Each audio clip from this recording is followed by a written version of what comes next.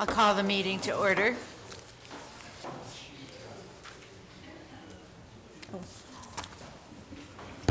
So tonight we have a presentation by part of our concussion management team.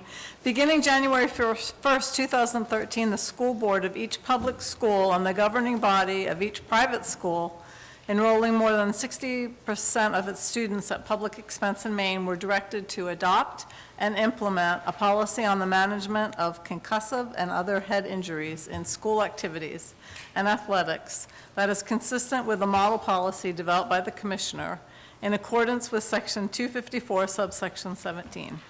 The policy was adopted in December of 2012 by the RSU38 school board, and it was modeled after this, the commissioner's policy. It focuses on training, student and parent information, management of concussion and other head injuries, cognitive considerations, and the formation of a concussion management team that is responsible for the implementation of the policy. This committee met to develop regulations, which are also included in your folder, along with the policy. The committee met again recently to review the forms and procedures that were developed. And tonight we have several members of the concussion management team here to share the history and present the status of their work. So we have Sandy Hunter is our nurse at the high school, and she's part of the team. The team had to have high school and elementary nurses, as well as administrators. We have Vicki Gabriel, who's our middle school nurse, and she's part of the team. And then Rich Garini, where's Rich? Okay. He is our the athletic trainer for the district, and he's played a huge part. He has extensive training in concussion management. So Rich is going to start by talking a little bit about where we were before and what we've done. So Rich. Thank you. Unfortunately, my extensive training comes as more of a need than a want, with all the head injuries that we see in sports, which are actually decreasing right now. When I first came to Maranacook around 2008, none of this concussion stuff was even thought of. You know, at that time, if you went to a medical center and had a concussion, you may get graded a graded concussion, either using a Cantu scale or a Colorado scale, or even the hospitals and healthcare administrators couldn't combine or come up with a single scale to rate concussions. So a long time ago, I think it was a long time ago, back in like 2003 to 2008, a lot of the concussion experts around the world started getting together. And the last meeting that had the most impact was in Zurich. That's where we come up with the Zurich guidelines, which is what we utilize to treat concussions now, and that's what's implemented in the law. Like I said, in 2008 when I first came here, concussions were dingers, or you got your bell rung. And as long as there wasn't any major loss of consciousness, you kind of knew where you are, you could function. Kids were allowed to return to play, or if they were more significant, then we would send them on to the hospital. And a lot of times, even at the hospital, they would get imaging done, and if nothing showed up, say, okay, rest for a couple of days. When you feel better, go back to play. We've come a long way since then. Around 2009, 2010 was when the Zurich guidelines really came out in publication as far as among us as athletic trainers and sports medicine staff. That's when we started implementing these guidelines here at the school. Like I said, these are the guidelines that are brought up in the law, but we started them 2 or 3 years before the law ever even came into effect, because we knew that this is where the concussions were heading. So we've been utilizing it here for a while, but the laws do help with the regulation process and making sure that's implemented, and as you'll see in a minute, that it really has a great benefit. With the Zurich guidelines came the recommendation that if an athlete has a hit to the head and has symptoms of concussion, that they are to be removed from play. They have to be seen by a licensed healthcare provider before they're allowed to return to any activity, even if it is not diagnosed as a concussion. And then they have to follow a guided progressive return to play, which usually takes about 4 to 5 days. And the law really stipulates this even more so. In 2012 is when Maine passed the concussion law, and within less than a year, 6 months, we had the policy in place here. Because we had everything already in place. This is what we were already utilizing. But now, instead of it just being an athletic thing, this is a school thing. It's a regional thing. It's what we do to take care of our kids, not just our athletes. So regardless of if their concussion is received on the football field or if it's received on the playground, they're all handled the same way. After all, that's what we're here for, is to really protect the kids. A lot of the forms that we use were adopted from the forms that were already in place through the CDC or some other forms that we've had. We've kind of manipulated them, and the school nurses have been fantastic about really customizing for what our needs are here at Marantica.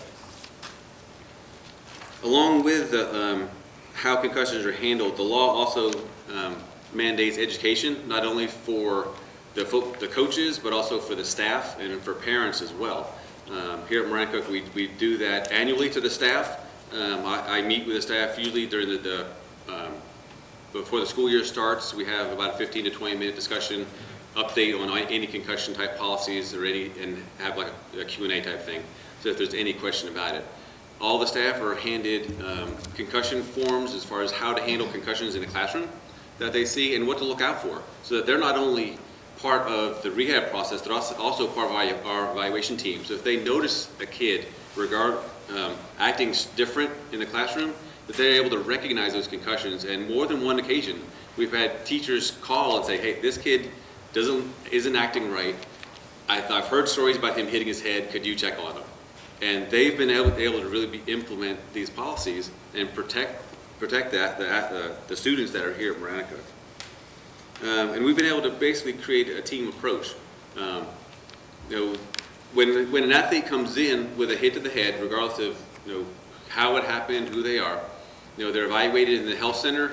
If on the days that I'm here, I'll evaluate them. If it's determined that yes, this is a head injury, all I have to do is notify the school nurses, and then they notify the staff. Then the staff is aware of that this person may have had a head injury. These are the conditions. These are the modifications that may need to be made, so we can get them better quicker, keep them on task with schoolwork, and then get them back to good health. We've also had tremendous involvement with our local physicians as well. The concussion policy is given out to the parents of student athletes at the beginning of every year, so the parents are well informed, as well as it's brought up. I bring it up at every preseason meeting that we have to make sure that they know that we have a concussion policy in place and to read it and understand it. That way there's no issues if anything ever happens. Along with that, the coaches are also required to do, I believe, annual concussion education through the National Federation of High Schools. There's a 15-minute video and certification that they have to do and maintain so that they're kept up to date as well. And we try and keep them up to date as things change, because they do change. Seems like every 6 months or so there's something new coming out that they're finding. One of the newest things that you may see implemented at some point, probably next year in the future, is a thing called helmetless tackling, where we're actually taking the football players and making them tackle and practice without a helmet, so they get used to protecting their head. And they're having some great success with this over in New Hampshire with the primary research that's being done.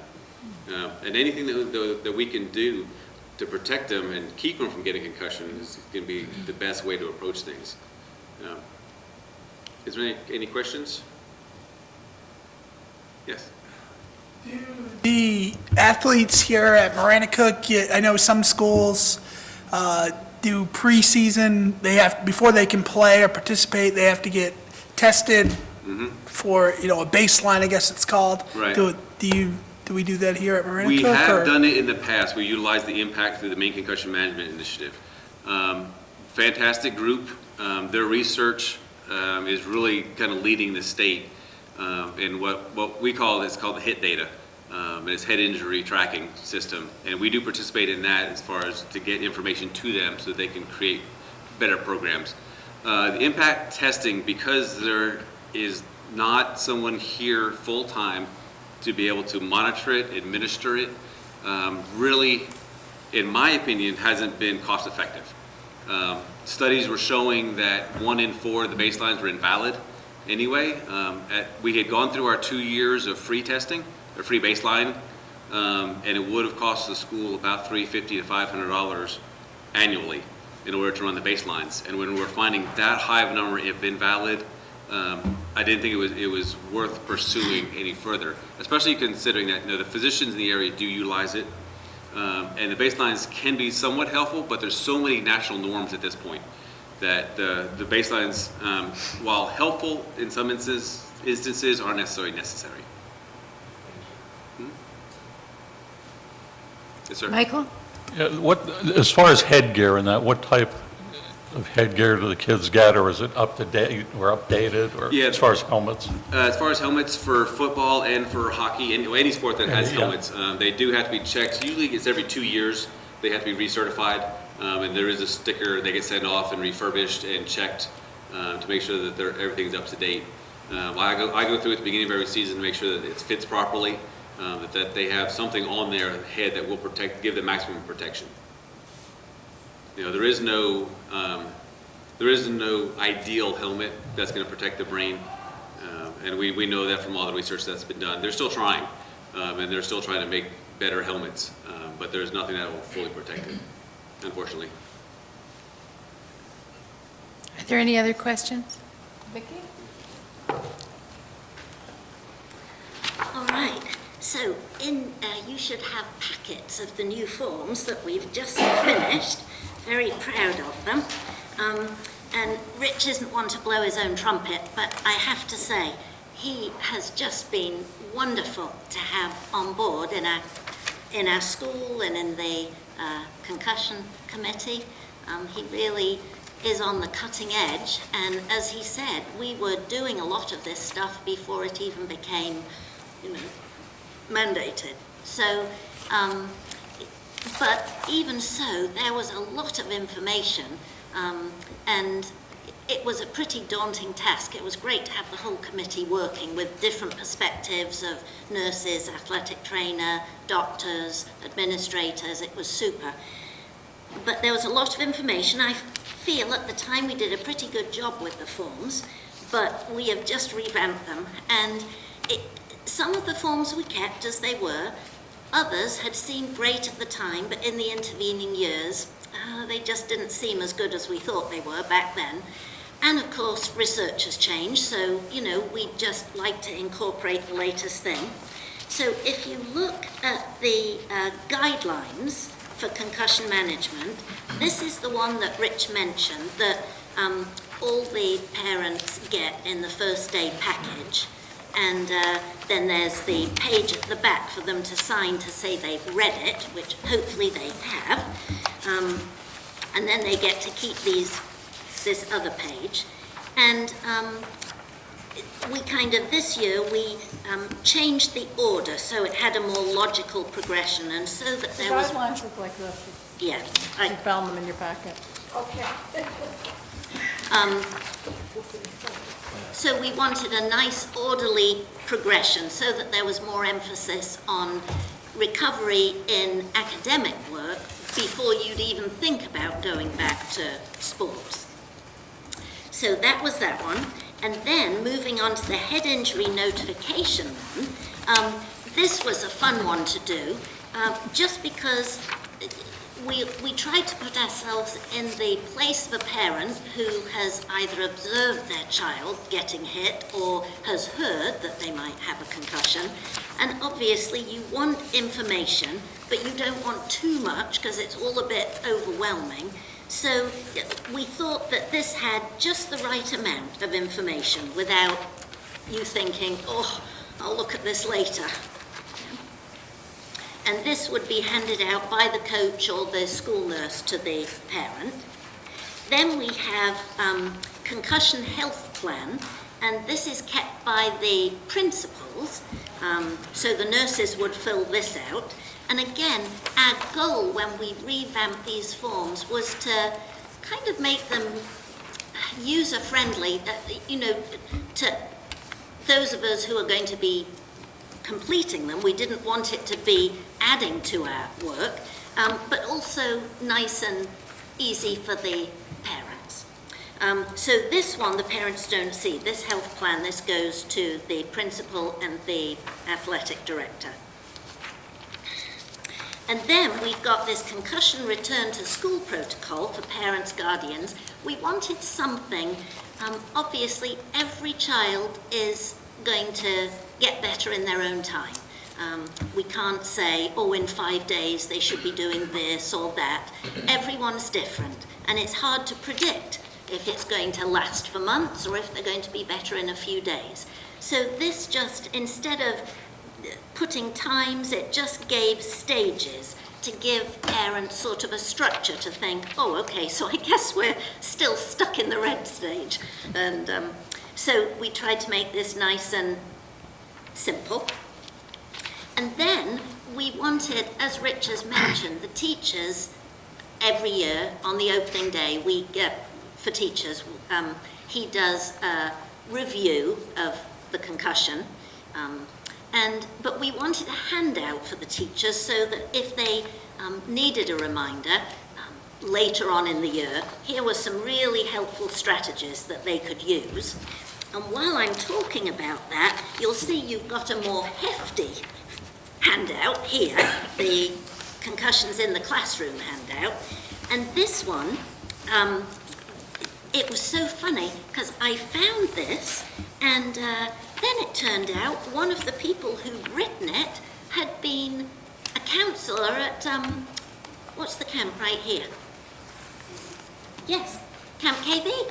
And so she was very fond of this area and was more than happy to let us use it. So at the high school and the middle school, each teacher has got one of these in a plastic folder. So, you know, if they have a student with a concussion that it just lasts a short time, they might be fine just with this. But if it drags on, or if they're intensely curious, then they can wade into this.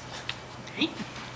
And then we've got this return to physical activity form, and that's really the one that Rich uses. You'll see his contact information at the back.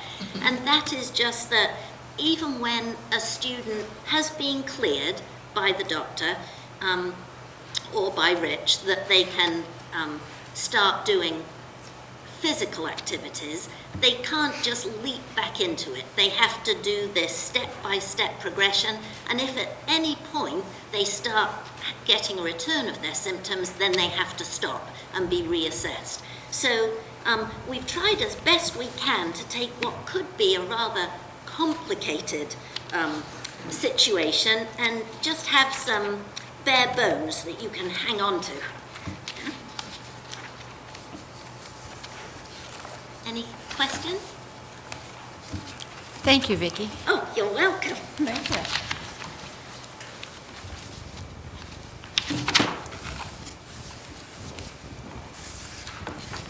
Is Sandy speaking? No, Oh, she's support. okay. Okay. Well, thanks again.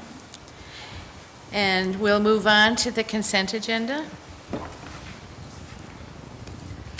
I'll entertain, would anyone like to remove an item from the consent agenda? I'll entertain a motion to approve the consent agenda. Make a motion that we accept the consent agreement A and B. Second. It's been moved and seconded that we accept the consent agenda. Are there any questions? Is there any discussion? All in favor? Opposed? Abstain? All set then. Next on the agenda is an opportunity for citizens to make comments. Is there anyone here who would like to address the board? We'll move on to the item 6A. I'll entertain a motion for the appointment of first probationary teacher, Christy Scullion, physical education at Mount Vernon Elementary School. Make a motion that we appoint the first probation period, Christy Scullion, physical education from Mount Vernon.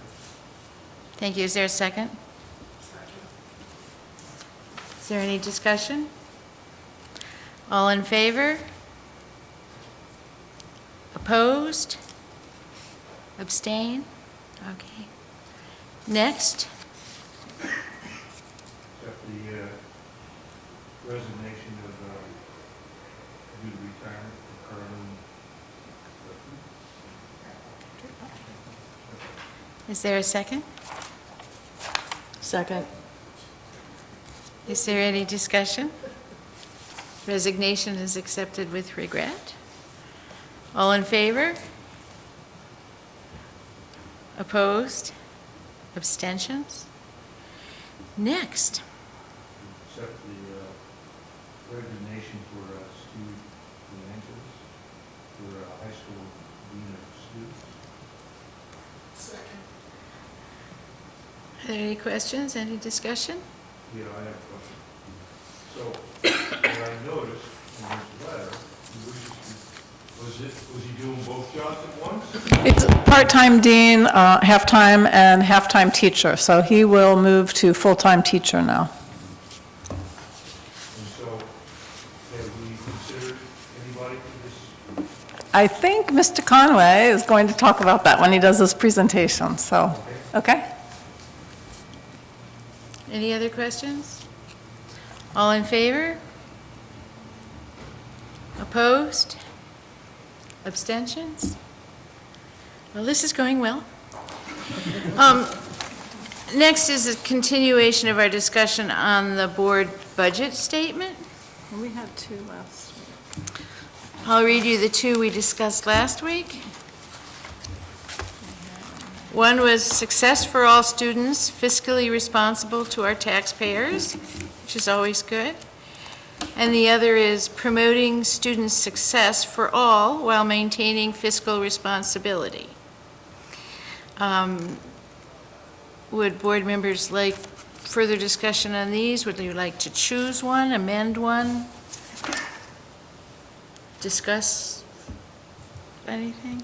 I have a quick question. I apologize for not being able to be here for the last meeting, but I guess something I would like to see is how do we define fiscally responsible? I think there are a lot of definitions of that, and if a resident came up, I'd certainly like to be able to answer what our position is on that. Well, in the past, we have set particular goals, like percentage increase or decrease or anything. But last year, when we discussed it, we thought what we really want to do is what's necessary. Not more than what's necessary, but what is necessary. And so to set a target doesn't reflect the discussion of what is or isn't necessary. So I would say I would respond to a taxpayer that what's fiscally responsible is for us to provide students what they need and to be careful not to add a lot of bells and whistles that aren't necessary. Other people can comment on that as well. We have to look twice whenever we authorize something new to the system and everything. But our obligation is to the students first and foremost, in my opinion. Okay. Would anyone else like to comment on that question? It's not only to the students, but it's to the public, because they have to pay the bill. And we go above that threshold, we're in deep trouble. Right. Right, and I think that's what we mean by fiscal responsibility, is that obligation to the public, but we are also obligated to the public to provide a good school system. Within their means. And I think if you take out what the public is able to pay and not take that under consideration, we fail as a public. Well, I think when we say maintaining fiscal responsibility, we're going in that direction. We understand. I guess just based on my finance background, I guess I'm just used to everything being, you start with the end in mind and then you work backwards into a budget. It's a process of using private equity that obviously the public forum is different. Well, yeah, I've done budgets that way in the past too, like, okay, you've got 5%, adjust it, in the overall, you'll get 5%, and come up with how you want to do that. But here, in my view, it wouldn't make a lot of sense, because if we don't need to increase it, we shouldn't put a limit, and if we want to decrease it, and that should follow our decisions about every budget item we discuss. Right? Absolutely. Okay. Thank you, Jim.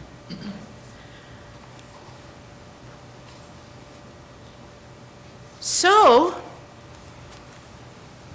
I like promoting student success for all while maintaining fiscal responsibility.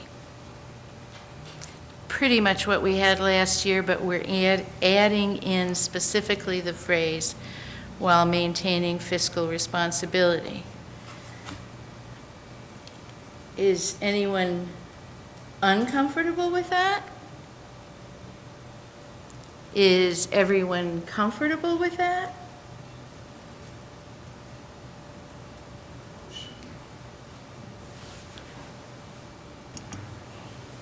I don't have it in front of me, but I make a motion, we go along with Promoting student promoting success student success. for all for while all, maintaining. while maintaining fiscal fiscal responsibility. responsibility. Is there a second? Is there further discussion? All in favor? All opposed? Abstentions? We have it. And now the hard work is ahead of us.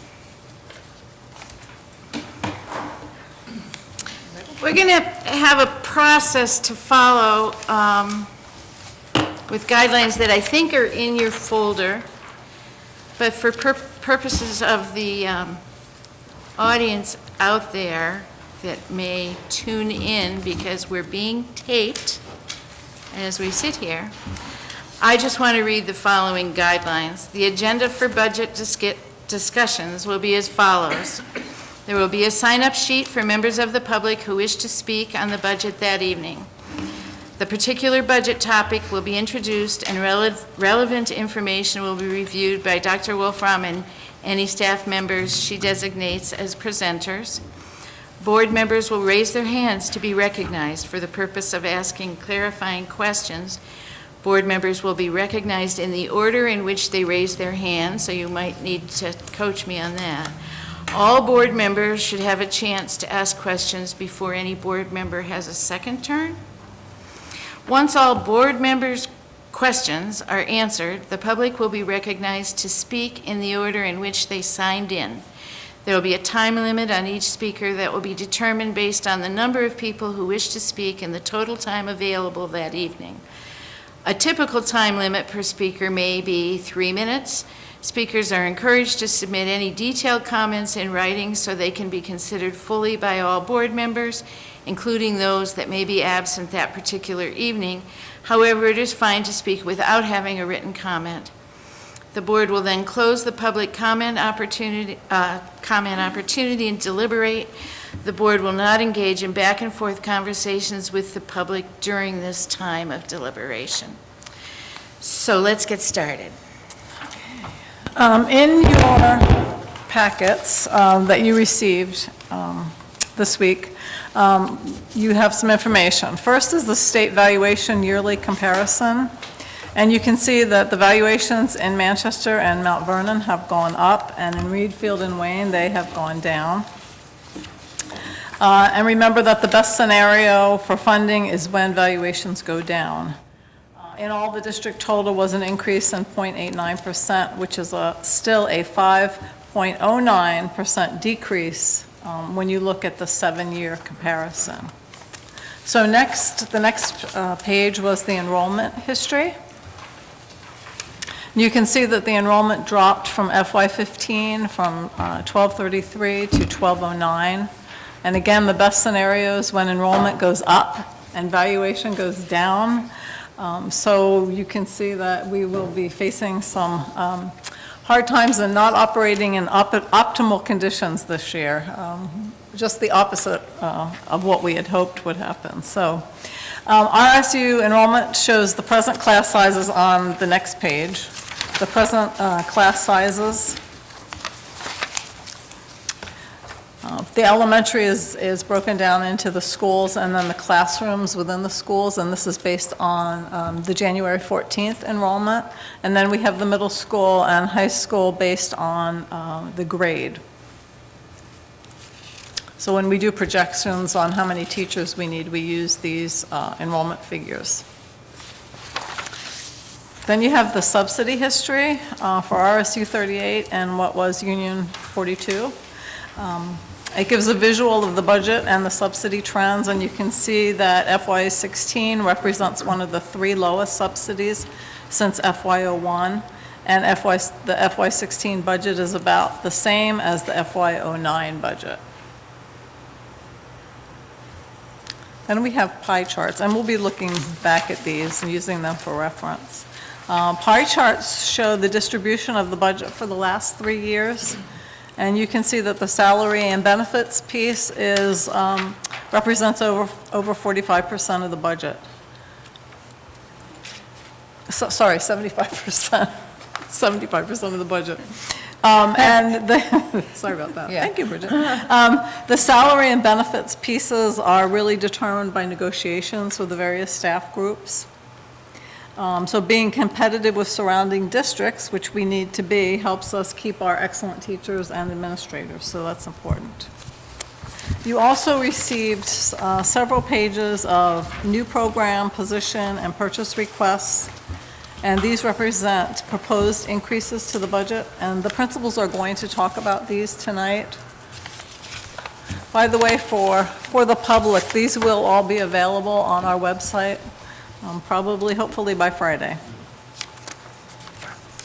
At the last RSU38 school board meeting, the board requested of the administrators to submit their perfect budget, putting in what they felt was needed.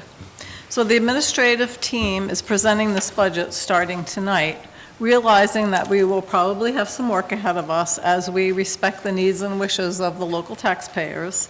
This is not the final budget. We have a lot of work to do before we get to the final budget. I'll be passing out our original request summary budget as well as the original request budgets for each of the schools. So Donna, you have those, right? The summary, the district summary budget is the page on top. And then you'll find the original request, and we're not even calling them the first draft, we're calling them original requests because that is the, what was requested by the board. So each school has their original request budget, summary budget. Gary? On this subsidy history here? You have no projections for the coming years? No, we have received no information about our subsidy. Also included in this summary budget is a 10% increase for health insurance costs. We think that might be a little high. Hopefully, you'll remember last year we started at 10%, and actually there was no increase at all. So it was 0%, which saved us a lot of money. So we did start with the 10%, and we're hoping to hear more information about that, but it won't be for a while. So we started with the 10% increase. So again, the first page in your packet is the original request general fund school summary budget for the whole district.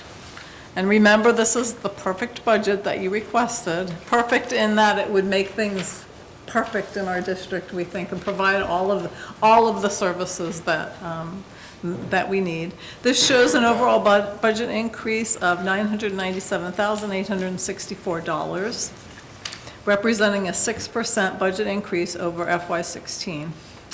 The right-hand column, if you look at that, it represents the percentage change from FY16 going down. And any reductions are in parentheses. So if you see numbers that are in parentheses, that means it's a reduction. You can trace across from left to right to follow the history of the budget and expenditures from FY14.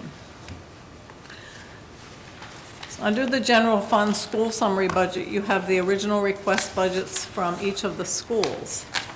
And these do include maintenance projects, technology, and some special education costs, but these areas will be presented at later dates. And so anything that has the dates next to it means that the presentations will be happening later. So we won't get that information tonight. So when the principals present, they may touch upon technology, but not in depth. That will come at the next meeting. So if you have any questions about those specific areas, we need to hold those questions until those administrators are presenting. So principals tonight will be talking about their perfect budgets, and will be explaining the needs of their schools. So I'd ask you to direct your attention to their presentations instead of trying to look through your papers and take this all in, because you can take these with you and study them. And hold your questions until after each principal has made their presentation, and then you can ask that principal any questions that you might have. Gary? Did you put the building increase in here? It is in there, but Paul's going to talk at a different board meeting about that, so. But I mean, It is included, so the yes. roofs are It is included. right now? It is included. Because I didn't see the 40, Yep. 400,000. It is included in there. So again, additional presentations will be made at the next school board meeting. And you know that there's many opportunities between now and when we finally adopt a budget for discussion and questions and changes to be made. So with that, I think we'll start with Janet Delmar, our principal of Manchester and Mount Vernon. And you have in your packet the budgets for Manchester and Mount Vernon. Janet. Okay, like Donna said, tonight we're going to present some brief highlights of the budgets that we've put forth to you. I want to start with kind of a celebration of something that you put in place last year, and that is at Manchester, we went from around an 80% math interventionist position to 100% being funded this year at that school. Erica Boudreau is our math interventionist, and I just want to say it's been a really great addition at Manchester. Part of her job is not only supporting students maybe one-on-one or small group, but she's also been going into classrooms and co-teaching. She currently does that 5 days a week in the 5th grade classroom. She's going to be pushing into a 4th grade, a 2nd grade, and has also been working in 1st grade classrooms. So it's really helping students, and it's also bringing current best instructional practices to teachers. Recently, she's done professional development at our staff meetings, and just this past Friday helped facilitate the K 1st and 2nd grade teachers with working on scales, part of our Marzano elements, providing rigorous learning targets and performance scales. So she really was helpful there in facilitating that part of our professional development. So it's really been excellent. And I'll skip to Mount Vernon and kind of say the same thing, in that we went from a 20% person last year to a half-time person with Abby Schenk, and she also goes to Wayne. And she has been doing so many of the same things I just mentioned. Really coaching and pushing into classrooms in 1st grade a lot, and also helps facilitate an RTI block with grades 3, 4, and 5 in Mount Vernon, and works one-on-one in small group, and has also really supported staff meetings with professional development and current best practices. At Mount Vernon, she's also helping to facilitate the math instructional rounds that you've heard a lot about taking place at Reed Field and Wayne. So I just want to throw that. Last year you supported that, and I think it's really having a huge impact on our students. So I'll head back to Manchester. Some of the increases that you'll be seeing in the budget is we will be adding, due to enrollment, a classroom teacher. Currently, we have 1 5th grade, and they'll be moving on to the middle school, but we need 2 5th grade classrooms next year. So we'll go from 10 classrooms to 11. The other area that we're focusing on a lot is our instructional lines with common reading units. With that comes a lot of materials for reading. Classroom libraries, multiple text sets. So you might have 6 books, for example, of that same book to be used in a literature group or a reading group. reading materials not only for classrooms, but also for the literacy specialists and the programs she's running. We also really need to spend some money boosting our nonfiction materials. Research states that you should have an equal balance between fiction and nonfiction text, and that's something we really need to boost in our schools. This year, I'm sure Nancy will talk about it at her night, but they've really implemented a new science curriculums, and we've started a new unit this year. And we have a lot of level text for students to read, and also consumable hands-on materials. And I've seen that in action, and kids are really engaged. They're really excited. And so we have that added this year. We need to add another unit next year, and that's going to be some materials. So those are the big instructional things that I've added to the budget. We also have some roof repairs. Chris will go into that in more detail, and Diane will talk in more detail about technology, but we're looking at laptops, iPads, smart boards, and also access points to improve the internet connections. So those are my overviews for Manchester. Moving on to Mount Vernon, I've added a behavior interventionist ed tech 3. We've talked a lot about how math and literacy have interventionists, and some students need certain supports, and I really need to have that ed tech 3 support in Mount Vernon. And also the same types of things I outlined as far as instructional materials and literacy. Money spent on classroom libraries, nonfiction texts, multiple texts for guided reading, new science materials that I just talked about, and common reading assessments. There is an increase that will kind of ripple through all 4 schools in nursing. One of the nurses is currently at 50% approximately, and we'd like to bump that to 80%. How exactly that will play out will be based on enrollment numbers and student needs, but currently we have 125 students at Mount Vernon, and we have a nurse 2 mornings a week.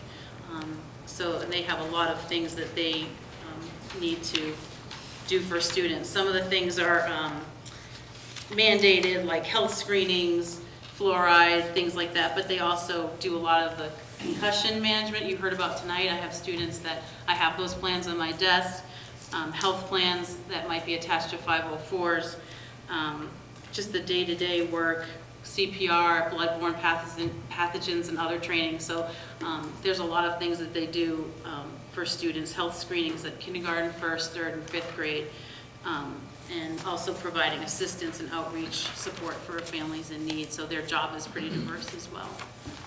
Those are my quick overviews for both Manchester and Mount Vernon. Any questions? I have a question regarding the behavior intervention ed tech 3. Will they be working with students in the classroom, taking out, and why did you choose Mount Vernon? Is there one at other schools? Why did you choose Mount Vernon over? Yeah, but currently, like what we always do is look at the needs of students that we have, and we currently have students that need that additional support with behavior plans and things at Mount Vernon. So it really depends on how the functional behavior plans write out. That would certainly be in-class support as well as playground, cafeteria, times like that. So what would would they be working with students in the classroom or out of the classroom? Or Yeah, they could be both, but I was thinking, in my mind, thinking more about how to support that student so they can best access curriculum within the classroom. Bonnie? Can you talk about, with the absence of a nurse at the time limit you have in place now, who else is responsible for those duties? Because those duties are there regardless of whether a professional is in place, the medication management and some of the other things. And who handles that now, and what might our liability be as a district not having somebody trained? Right now, currently, that part of their job is training non-medical personnel, and that would include, first on the front lines, our office secretaries, and they do that training. And when the nurse is not there, a lot of that falls on the office secretaries to see kids for, taking temperatures, contacting parents to pick them up, and those kinds of things. We always call if, and track down a nurse should there be something like a little more in question about exactly what to do, but that's typically who that falls on. Like I said, last year Mount Vernon's numbers were a little higher, this year a little lower, but I think 2 half mornings a week is not enough to meet the needs of the population. When you say 2 half mornings, do you mean 2 mornings? I'm sorry, Yeah, it's okay. just like 2 half days. Yeah, Yeah. 2 half mornings. But that wasn't clear, and 2 half days in the morning. So, I have a question on speech. I see speech went down by 50%. So, we lose a student, or what made that go down? At Manchester and Mount Vernon, I'm not really sure. And Gary, Ryan will talk about that when he does his presentation on special ed, because speech is under the special ed umbrella. Okay, so hold that question.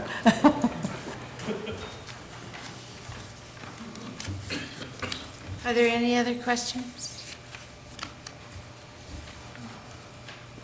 Thank you, Janet. Now we'll hear from Jeff Boston on Reed Field and Wayne. Well, good evening, everyone, and I want to say I appreciate all the hard work and effort you have coming forward with a budget. Good luck. With that being said, you'll hear a lot of what Janet said sort of coincides with what I'm going to say as well. Sort of a success highlight at Reed Field, first of all. We used to have Christine Moeller, a math interventionist, was spending time at Wayne last year. She was doing 2 half days out there, as well as the caseload at Reed Field. This year she's strictly at Reed Field, which allows her to service more students, as well as work with our teachers. And we also have RTI meetings every 6 weeks with our individual teachers, and she's part of that, developing plans, and we're seeing movement with our kids that are in the Tier 2 and Tier 3. So that's been a success because of the support of what Janet had asked with Abby Shink in the math interventionist out at Wayne and Mount Vernon. Abby splits her time between the 2 schools, extremely active with our faculty out at Wayne, working with students there. She's co-teaching with our 4th and 5th grade teacher, Sue Hogan, as well as our 2nd and 3rd grade teacher, Jamie Kravitz, as well as doing pull-out and as part of our SAT team out there as well. We're also fortunate to have Sue Lockhart, who is splitting her time 70-30 between Wayne and Mount Vernon. She's only there about an hour and a half a day, which is not a lot, and that's why when I get to Wayne, you'll hear me talking about a half-time literacy specialist, okay? When you look at, we'll go back to Reed Field for a minute, when you look at the overall increase from last year, we're looking at an 18% increase. There are some areas within the budget that we're hoping to be able to access, and one is technology, and Diane will talk about it a little bit, but I just want to highlight a few points that we're looking at. We have teacher MLTI laptops. We're using very old laptops, and that's not acceptable. It really isn't. Our teachers should have updated laptops. Sometimes their laptops crash. Other times they're not able to access up-to-date applications. And Diane does the best she can with what she has. But this is something I think we need in place. We're also looking at having a smart board, that would be at the 2nd grade level. And we're looking at iPads. Previous to coming to Maranacook, I came from my school was a 1-to-1 with student to computer ratio, grades 2 through 8. And technology was a big part of our learning. Currently within the 2 schools, we lack some of that, and I would like to be able to access and having more iPads available for students for learning opportunities, as well as our teachers to access resources. Because when you look at the regular instruction line over the past years, that's remained pretty flat. And with times changing and curriculums changing and coming and aligning with the Common Core, we need to have access to resources. And that's important. That will allow us some of that. You'll hear from Paul, Chris, we have some big capital improvement projects at Reedfield. One is the roof, and we also have some replacement of windows, and then we have some painting. When you look at that, that's about 11% of the change within the Reedfield budget is capital improvement. We haven't even talked about students yet, okay? Talking about instruction, there are, as Janet had mentioned earlier, the three big areas, the regular supply line, curriculum supplies, and textbooks, workbook, instruction line have gone up significantly. And once again, those have remained flat over the past several years. With the changing of the curriculum and Common Core and aligning to that and the work our teachers are doing, as well as Nancy Harriman and our coaches, we need the resources. That's a 3% increase with those three lines, but if you take our enrollment of 79 currently, and you divide that by those three lines, that works out to about $258 a student, which is not much. Okay, so that, I just want to point that out to people. When you look at those lines, it looks like a lot. It really isn't when you break it down per student. For staffing, currently with the retirement you just approved, which I wish you wouldn't have, but you did. And we're going to miss Carlene at Reedfield. She's done a terrific job. We are okay with staff. We're not looking to add anything for staffing. We have the right amount of staff to service the kids at Reedfield. Okay, that's Reedfield. All right, we'll go on to Wayne. Wayne is a 5% increase overall in the budget. As Janet mentioned with the nurse, we have two terrific nurses at the elementary level, Jada Clark and Angela Palmer. Angela splits her time between three schools, Mount Vernon, Wayne, and Manchester. You can't do that. What it leaves is the secretaries to do most of the medications and things like that, health needs. They're spending more time doing triage than they are in the office doing the jobs they're supposed to be doing. Jada splits her time mostly at Manchester because of the needs there, and that's acceptable. But when you're looking at it from a school's perspective, we need to increase that line to adequately service the kids. If you want to look at it from an equity standpoint, take the number of students at the elementary level, look at the number of how much time we have with the nurses, and then figure out what the middle and the high school. Now, I don't mean to pin one against the other, but we're adequately underfunded in the nursing position. So that's something to think about. Once again, technology, and I'm not going to go over it again, but I'm trying to access a smart board. That'd be for the 4th and 5th grade level. Currently at Wayne, we have that's at the 2nd and 3rd grade. And we'd like to get some iPads out there as well. We're looking at a half-time literacy specialist for staffing. That's the only major change at Wayne. And the reason is currently Sue Lockhart, who is splitting her time between the Mount Vernon and Wayne, is doing a terrific job. There's not enough time in the day to be able to do it properly. She's, like I said before, she's only there 30% out of the week. That equals out to about an hour and a half a day. It is impacting Mount Vernon and the services she can provide the students out there. So it's having, even though we're splitting one position, it's impacting two schools differently. What we would be asking for is a half-time lit specialist, which would allow the time that we currently need out there to not only do pull-out, to do opportunities for coaching and co-teaching out there as well. And finally, when you look at the instruction line, you'll notice once again, the supply line, the curriculum supplies, text, workbook instruction has gone up in those areas for the same reasons that Janet had mentioned earlier. When you divide that by the number of students, it works out to $395 a kid, which is not much. So I appreciate you taking the time to listen to me, and if anyone has any questions, I'd be happy to answer. Yeah, go ahead. The smart board, is that board that we have for one child out in Reedfield? We have more than one at Reedfield. You have two, I realize that. Yeah, I'm asking, is that what you're talking about? that's what we're looking at. However, it's not, you were thinking of the Promethean board. This is a smart board and it's much less expensive, so. So, let's answer the question again. Did you understand my question? Well, why don't you clarify it for me, Gary?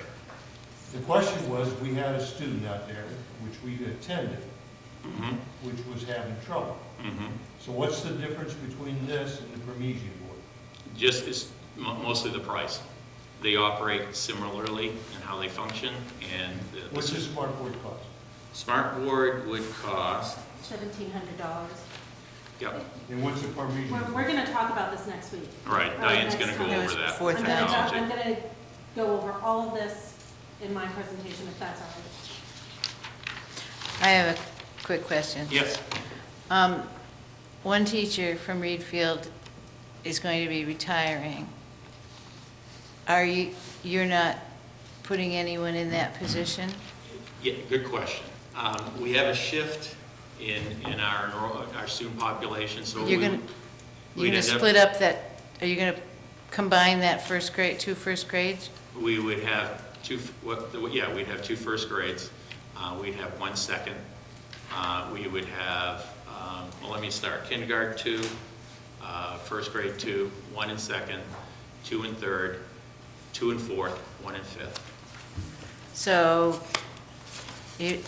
So we'd be shifting a couple of teaching positions where they currently are to do the enrollment. Currently, we have 2 K, 2 first, 2 second, 2 third, 1 fourth, 2 fifth. So that's like what we did in Manchester last year. Correct. And that results in 1 full-time person less as faculty at Reed Field. Mhm.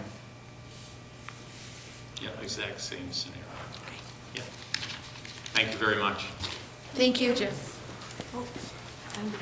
Oh, no? Next, we have Kathy Jacobs, principal of our middle school. Hi. Again, I want to just echo what Jeff said. Thank you very much for the work that you have ahead of you in supporting us and all the work that we do. We really do appreciate it. I just wanted to talk a little bit about last year for us in the budget. We didn't have any really big ticket items, but we did have some places where I put some extra money into like instructional materials. I put some extra money in field trips. And what we really noticed a difference this year in that small amount of money, it probably added up to maybe between $2,500 and $3,000. It really offered a lot more opportunities for our kids because we were able to purchase a lot more math materials that we needed to address the new curriculum. We were able to purchase a lot more novels that students are reading, and the reading that is going on in the middle school right now is just incredible. Kids are reading all the time, so much more than they did even 3 years ago. And we just did our NWEAs for the winter, and 85% of our students across the school are proficient in reading, which is a really big celebration for us. That's come up a lot over the last few years. So, and it's just that small amount of money that has really helped. And another place that I put some extra money last year was in our field trips, because we know that kids need to get out into the world to learn about their world. And one of the things that was really, really special for us and what that money enabled us to do was in our music program. We were in our chamber choir was invited to sing at the annual Middle Level Association Conference this year at Northport. So our director, Adam Scarponi, took the kids down, and they did a phenomenal job singing for middle school teachers from all around the state. There were probably close to 300 teachers there. And the keynote speaker at the conference he was from, I think, Ohio or someplace like that. And after the kids did their performance, he came up to me and he said, "These are your kids." I said, "Yeah, they're my kids." And he said that he's been all around the country and heard middle school kids from all over the country, and these kids were the best that he had ever heard. So the money that was in the budget for the field trip, for them to be able to go there, really, it made us all very proud. And they've gone to the State House. They did the national anthem for the opening of the legislature, so that was really, really important. So you're going to hear about some additional funds for music this year, and it's not a lot. Adam would like to have a new digital piano, so that's in there for $800, and then he would also like to have a new sound system. So I mean, those are the two things that he would like to be able to continue to improve his program. The other place that we're adding a little bit of money, for next year's budget, I'm not adding a lot of any big ticket items. You'll see a 6% overall increase at the middle school, but again, special ed is included in that. We also have to do some repairing to the tennis court, so that Paul will talk about that, so we have to pay some of that from the middle school budget. Some of the technology is also in that 6%, so those things you'll hear more about later. But the things that are really going to impact us in our wellness center, again, the wellness center really provides students with all kinds of different services. We have a full-time guidance and nurse, and you just heard Vicki in her speech that she gave. She's incredible with all of the kids, and she really gives 150% every single day. So what I'd like to do for the Wellness Center is increase their professional development line. They don't usually go to conferences, but they're always asking me, and I'm always saying, well, there really isn't any money. So I'm going to put an extra $100 in there, so maybe they can find a conference. It doesn't cost too much money. And then we've got a group of people that Gwen Moeller, our guidance counselor, has led in developing what we're calling a Healthy Decisions Day. It's sort of like teen issues at the high school, but it's just for one day. We have speakers come in, and we have different sessions that our students can go to learn about, making healthy decisions for their lives. And we really had to be very careful about, what we have, who we can have for speakers, because we really haven't had much money to do that with. So I am going to put in an extra $300. We had $500, so I'm going to put in. I'm asking for $800 for next year, so we can get some more speakers to come in and share their expertise with our kids and help them to learn some good decision-making skills. The other program that we have running right now through the Wellness Center, it's through guidance, we have a high school, middle school mentoring program where we have 20 mentoring pairs of a high school student and a middle school student. And the high school students come down to the middle school when they have a late start Wednesday, and they meet with their middle school mentee, and they do different activities with them. And there really has not been any money in any kind of budget for anything. So if we wanted to do like snacks or any kind of, thank you little gifts for the high school kids, we haven't been able to do that. So we're putting in some, maybe $500 for that. And just a little side, January is National Mentoring Month, and today was Wednesday, but the high school did not have a late start today, so today was not a mentoring day. Probably half of the high school mentors were at the middle school this morning just to see their kids, even though it wasn't a planned day. So that's how important it is to all of them. So this is a really good program, so we are putting some more money towards that. And we're also, I'd like to put some more money towards our civil rights team. We do have a civil rights team that's very active. They attend the conference in Augusta every year, and at one of the recent bulletins from the Civil Rights Office of Maine, our school's civil rights team was mentioned. So that's really important to us to keep that going. So between the mentoring and the civil rights, I'm adding about $1,100. We had $200 for both of those programs. So we really would like to have around $1,100 for that. Again, the nurses are also added to our budget this year, which they never have been before, so that's also a piece of what's increasing our overall budget. And we do have full-time nurse, who is Vicki that you met, and then we have Gwen, who's full-time guidance, and we have an administrative assistant in the wellness center that's there for 12 and a half hours a week, which really isn't very much, given what's going on in that wellness center. That wellness center is a whirl of kids all the time. And the administrative assistant is the person that's really right there on the front line to do some triaging with the kids. Okay, you need to see Vicki, you need to see Gwen, you need to go back to class, you need to call your parents, and she's scheduling all of the appointments with the collaborative, so she's really the liaison between the middle school and the high school, so she has to contact all of the counselors to get the appointments set up, and she has all the paperwork that she has to do. So 12 and a half hours for that amount of work really is not enough. So I'd like to add another 6 hours for her a week. So it would bring her up a little more. And what we do have in the meantime, when she's really only there 3 mornings a week. And when she's not there, we have volunteers sometimes we don't. So when there's nobody there, there's nobody, like if Vicky's behind closed doors and Gwen's behind closed doors, there's nobody in the wellness center to greet kids that might be coming in with something that, you know, they need to see somebody about. And so we really need somebody there more often. So that's another increase. And I'm not exactly sure, Bridget, what the amount, and I don't know if people want to know what the amount of increase that is or not. Okay. Oh, right, I do have a sheet. But it doesn't say on the sheet.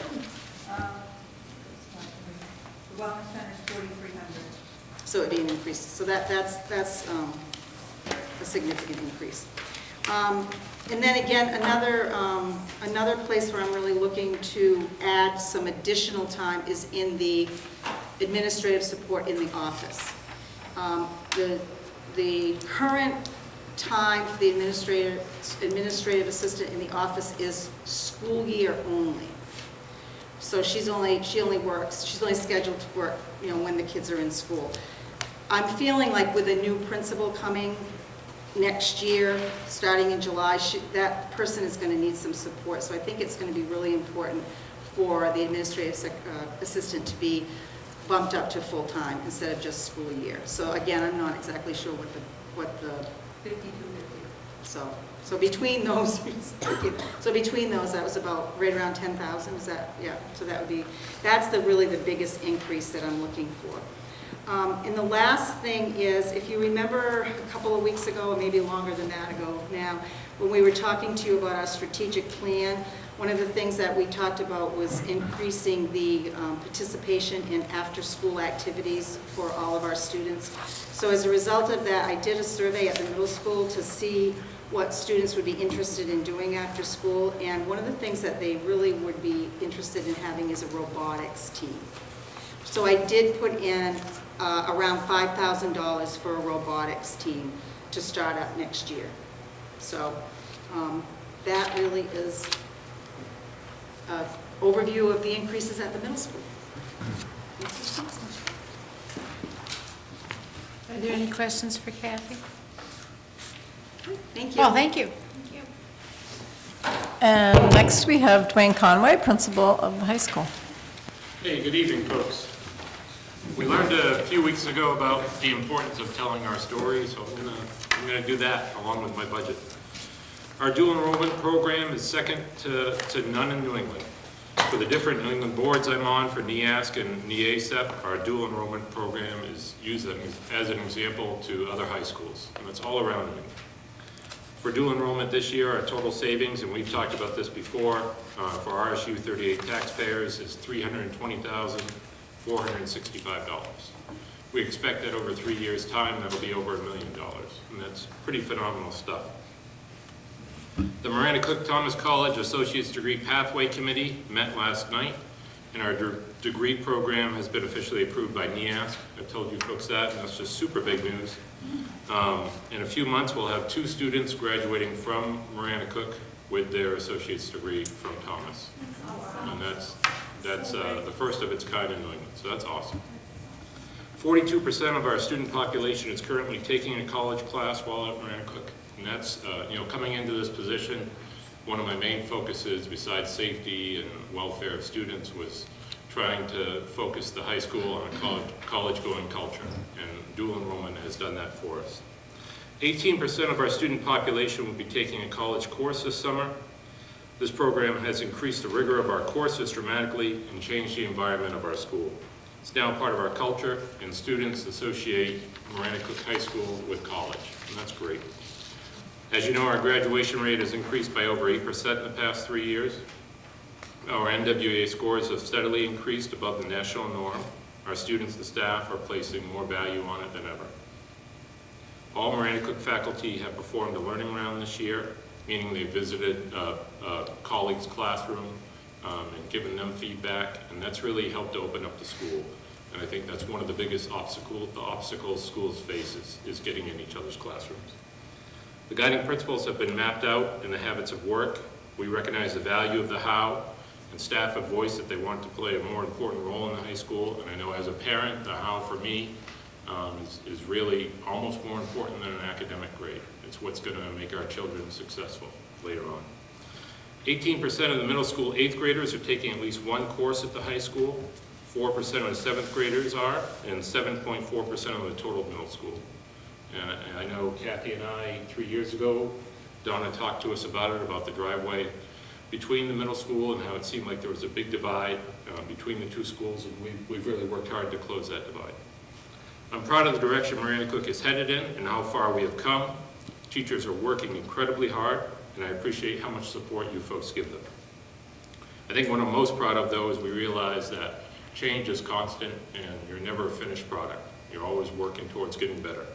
And that's okay to admit that and do it. That's the way it should be. Our projected budget for this year, the one you're looking at tonight, is up by 5%. We are, last year, for the past 6 years, we've had the Melmac grant. We're not anticipating having that again next year. We've had it the maximum number of years, so some of the budget increases are due to that. We're looking at different college trips that we take, and that's due to a few increases. The projected cost of EduSchedule, which is our scheduling tool for focus time, has gone up $2,500. At the last board meeting, you folks talked to me about the literacy intervention person and what could we do this year to help our kids who don't have that interventionist. We've restructured study halls so that when there are 2 study halls, one teacher has a larger load now and the other teacher can work with a more focused group.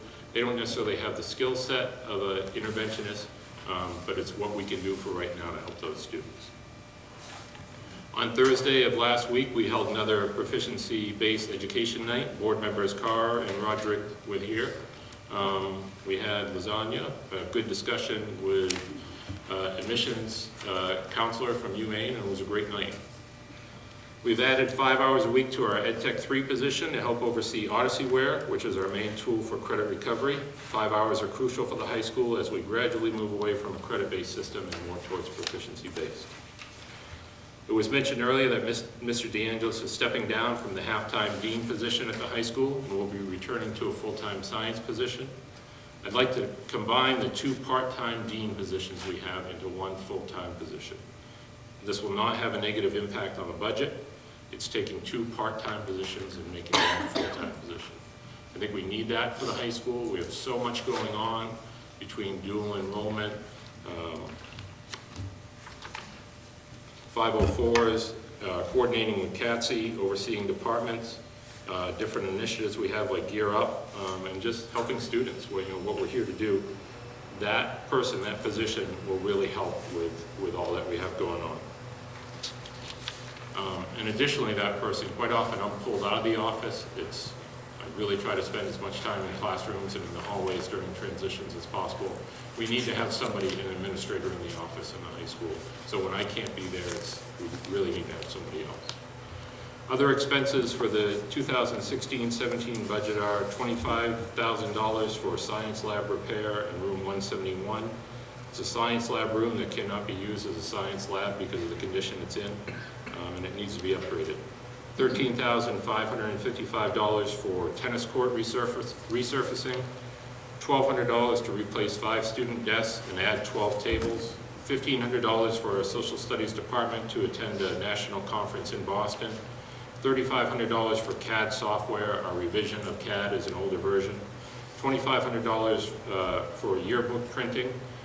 Yearbook sales have gone down and printing has gone up, and this is that money is to try to make sure that we keep having the yearbook. And lastly, $17,000, which is a lot of money, budgeted for a computerized numerical router. It's a router that can be programmed for the industrial arts department. Those are the major additions.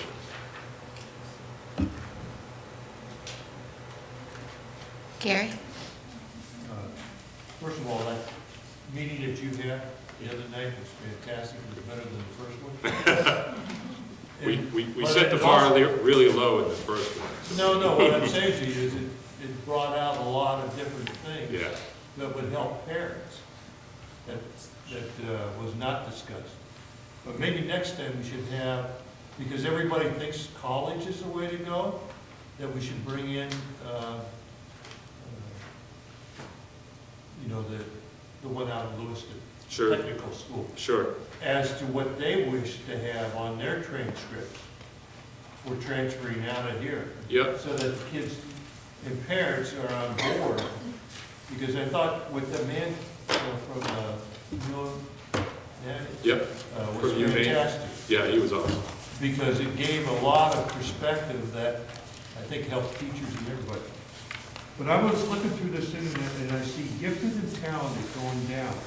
And I'm saying, is that because your dual enrollment is going up? But the dual enrollment, when I look at that, it's not going up that much. I don't know, is there a line for dual enrollment or something? Well, like it that? says co-curriculum, is that what that is? No. Okay, No. well, So GT is going down for us. We're able to largely meet those needs through dual enrollment, through AP, through those upper end courses that we're fortunate to be able to offer.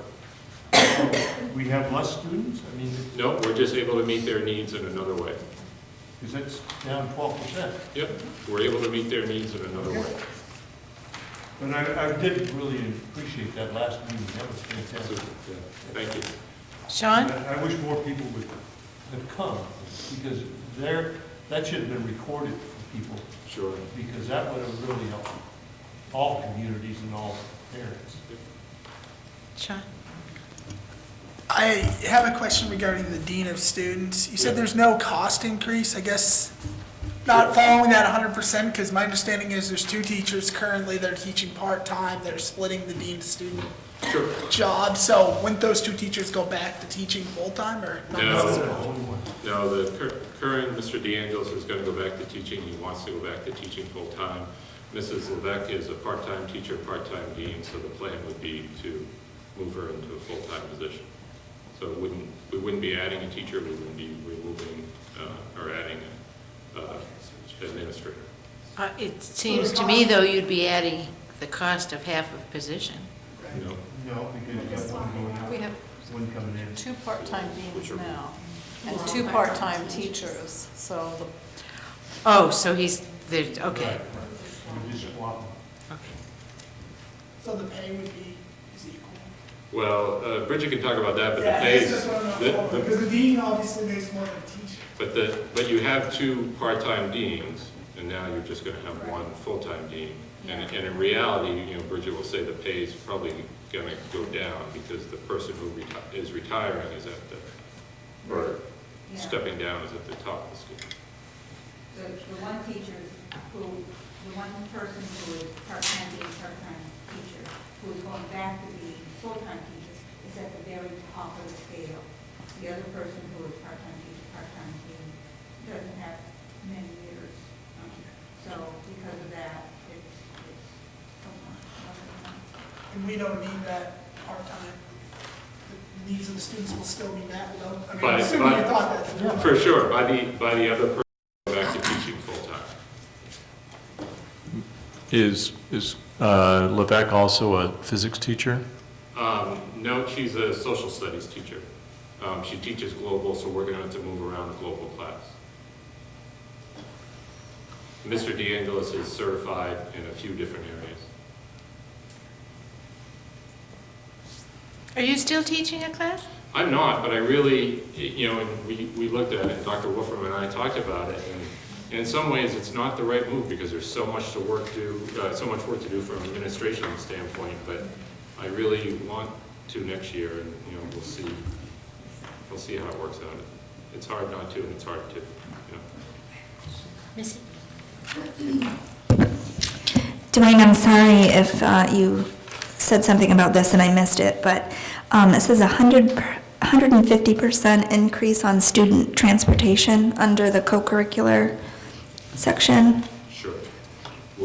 Al will be speaking about his budget. Oh, okay, that falls under him. But I assume that figure is lumped into your, what did you say your total percentage was? 5%? It is. Okay, thanks. Any other questions? Yeah.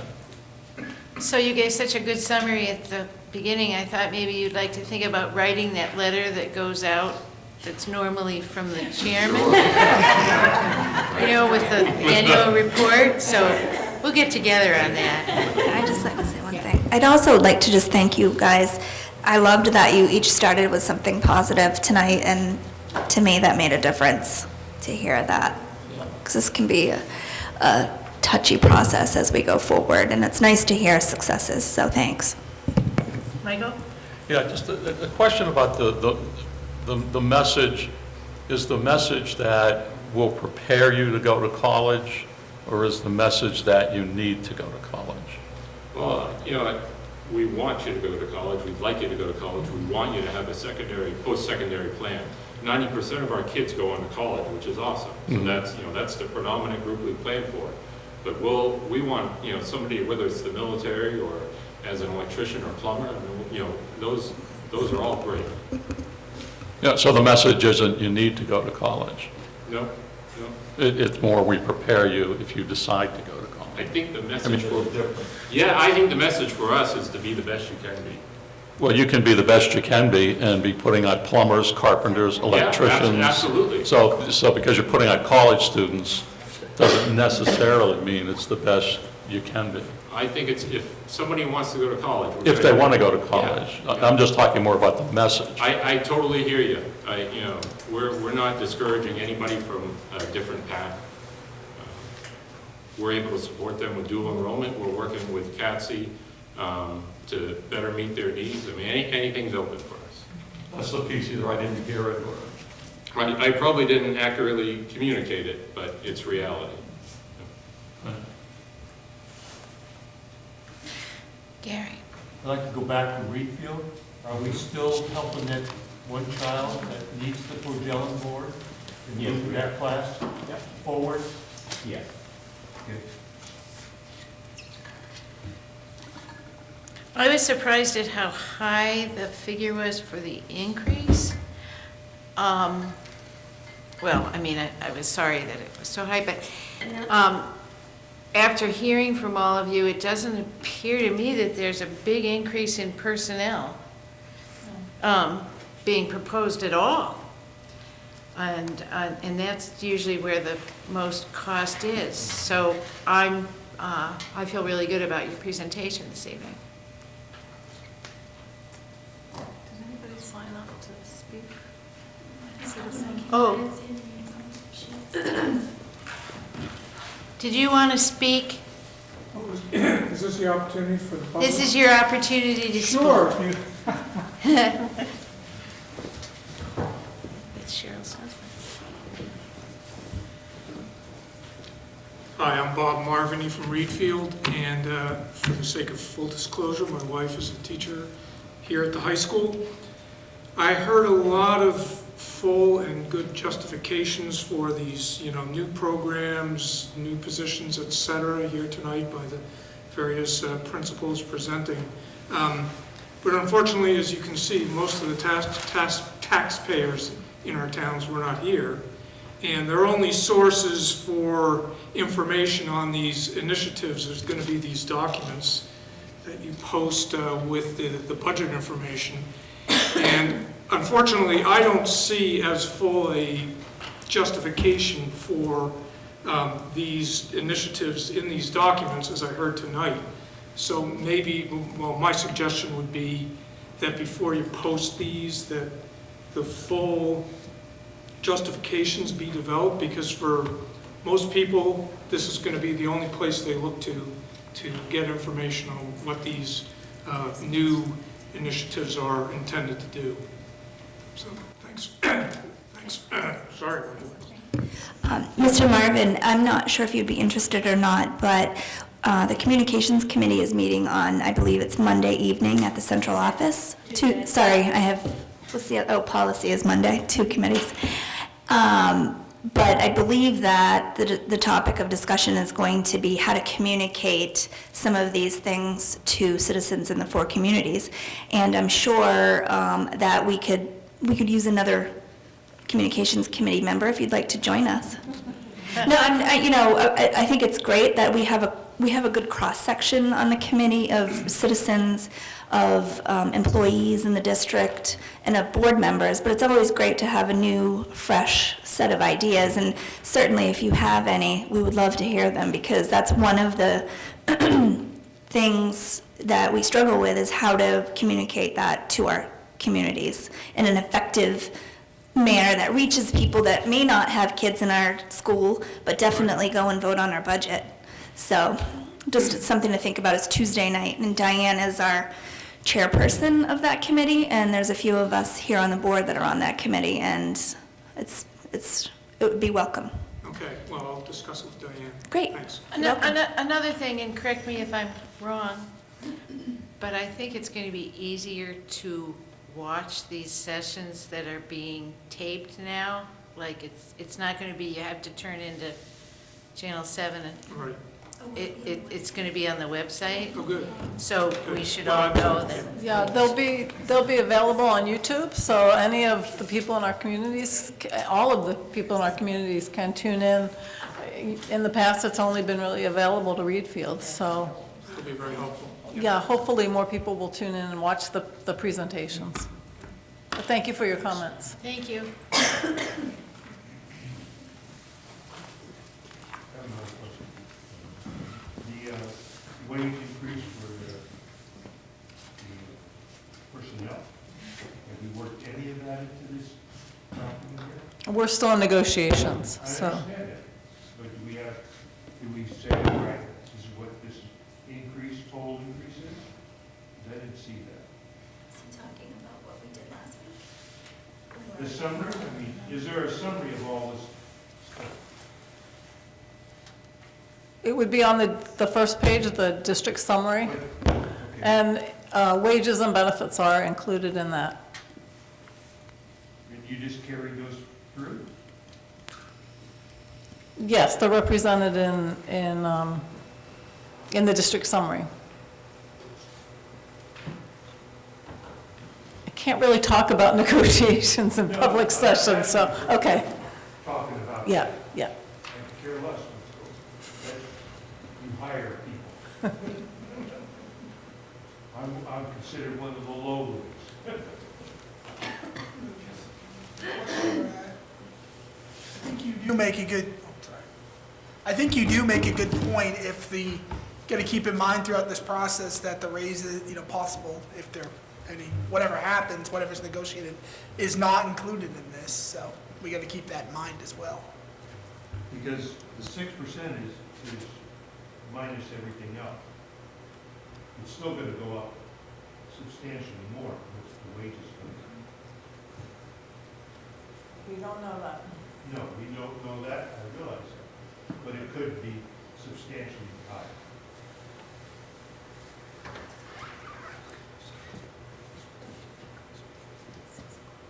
For everybody else, we're just starting the negotiating process, so we just started. For teachers. We do know, we have our bus driver's contract, our support staff contract, our central office contract are all in place from last year. So it's the teachers' piece that, that we are negotiating at this point. I was amazed, just to give you some insight, last year, for the 11 drugs that were keeping me alive, was $183.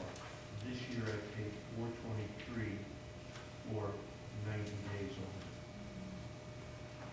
And that does not account for the government side of this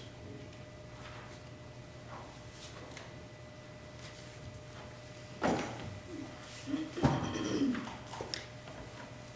Well, are there any other, is there more discussion about what we've heard tonight? Are there any more questions of our administrators tonight? Make a motion that we adjourn. Oh, In the beginning, you said the presentations represent the perfect budget, meaning that everything there is, if in a perfect world, that's what they would like to have. But is there a difference between that and saying what is critical to have and what is nice to have? I think the discussion at the last meeting was, what do you need to meet the needs of our students? And it was called, it went back to the minutes, and it was called the perfect budget. So if there was a lot of money and we could afford it, we feel this would meet the needs of our students. Will this be the final budget? I'm assuming not, that we have some work to do on it, so. Okay. For me, I think it'll be important to hear more emphasis, I think, from each of the presenters about what they think is really critical in each of their schools.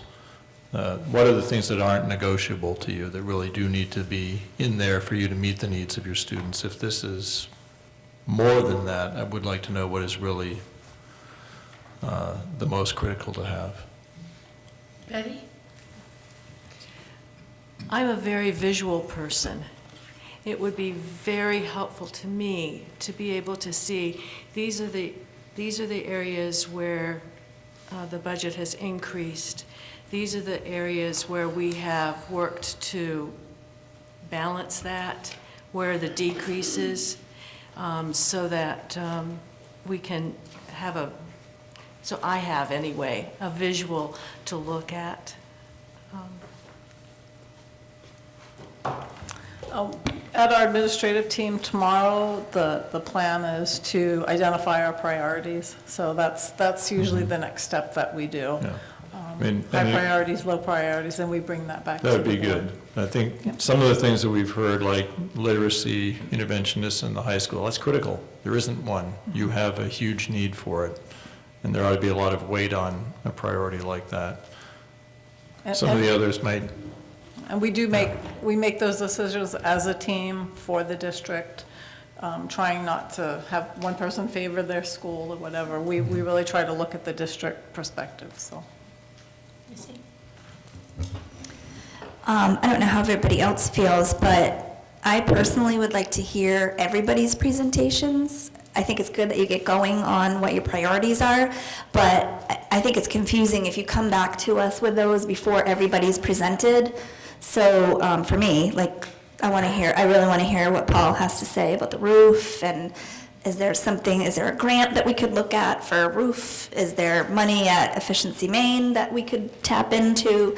There are a lot of things that if we kind of think outside the box together, maybe we could tap into, but I would say until everybody's presented, that's probably what your plan was, but just as process goes, Stefan, that's kind of how we've done it in the past, but Trish? if you're okay waiting. I know that I have no say in the budget, but if I was going to make a perfect budget, I would get rid of the participation fees. I'm wondering if there's any way that we can talk about that as part of our discussion? That's not here. How do you work that? What night would that be?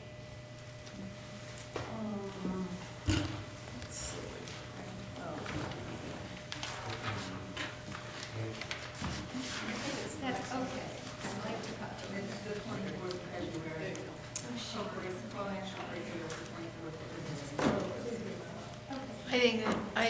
I think that merits some discussion as well. Bonnie?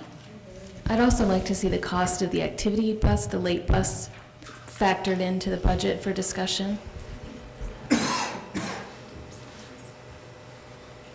I'm sorry, Bill.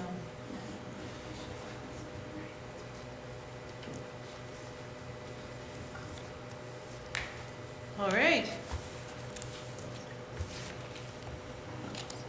All right. Make a motion that we adjourn. All right. All in favor? Thank you very much for coming this evening, everyone.